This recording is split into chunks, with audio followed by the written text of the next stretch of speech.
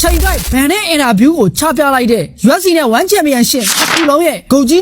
DJ ဆိုတာ Joshua Ban ချန်ပီယံဖြစ်နေတဲ့ UFC Flyweight တန်းမှာဆယ်စုနှစ်နဲ့ချီပြီးခပတ်ကြီးကိုထိမ့်သိမ်းထားနိုင်တဲ့ရှာရှာပါပါဖိုက်တာပါစိတ်ခေါ်လာသူမှန်သမျှကိုအပြတ်သက်ဖြုတ်ချတတ်လေရှိတဲ့တကယ်ဂုတ်ကြီးပါအခုတော့ဒီကုတ်ကြီးလဲ Joshua Ban နဲ့ပုတ်ကတ်ရိုက်နေရပါပြီ။ Ban နဲ့ DJ ရဲ့ပုတ်ကတ်ဟာရိုက်ထားတာတော့အတော်ကြာပါပြီ။ချန်ပီယံကာကွယ်ပွဲထိုးဖို့2ရက်အလိုမှ DJ ကချပြလိုက်တာပါ။ DJ နဲ့ Ban ကြားမှာအဖုတစ်လေးတွေရှိခဲ့ပေမဲ့အခုတော့ DJ ဘက်ကနေ Ban ပေါ်မှာထားတဲ့သဘောထားတွေပြောင်းလဲသွားခဲ့ပါပြီ။ UFC ရဲ့ကုတ်ကြီး DJ ကိုမတိဘူးလို့ Ban ဘက်ကနေဖြေလိုက်တာကနေစပြီး UFC လောကကို Ban ရဲ့စကားကအတော်လေးကြရိုက်သွားစေတာပါ။ဒီအပေါ်မှာ DJ ကJoshua Ban ကအသက်ငယ်သေးတယ်လို့ Joshua Ban က MMA ကိုစပြီးမကြည့်သေးတာကြောင့်ဒါမလေးစားတာမဟုတ်ပဲသဘောကျတယ်လို့ DJ ကဆိုပါတယ်။ Ban နဲ့တိုင်ယာတို့ပွဲကိုလည်းသုံးသပ်ထားပြီးတိုင်ယာကနဘန်းကျွမ်းကျင်သူဖြစ်ပြီး Joshua Ban ကလက်ဝိတ်ကျွမ်းကျင်သူပါ Joshua Ban သာတိုင်ယာရဲ့တိတ်တောင်းတွေကိုကာကွယ်နိုင်ရင်သူ့ရဲ့မြန်ဆန်တဲ့လက်သီးတွေနဲ့တိုင်ယာကိုအလဲထိုးနိုင်ပါတယ်။ဒါပေမဲ့အောက်ရောက်သွားရင်တော့တိုင်ယာကအသာစီးရသွားနိုင်တယ်လို့ DJ ကသုံးသပ်ထားပါတယ်။နောက်ပြီး Joshua Ban ထိုးတဲ့အခါ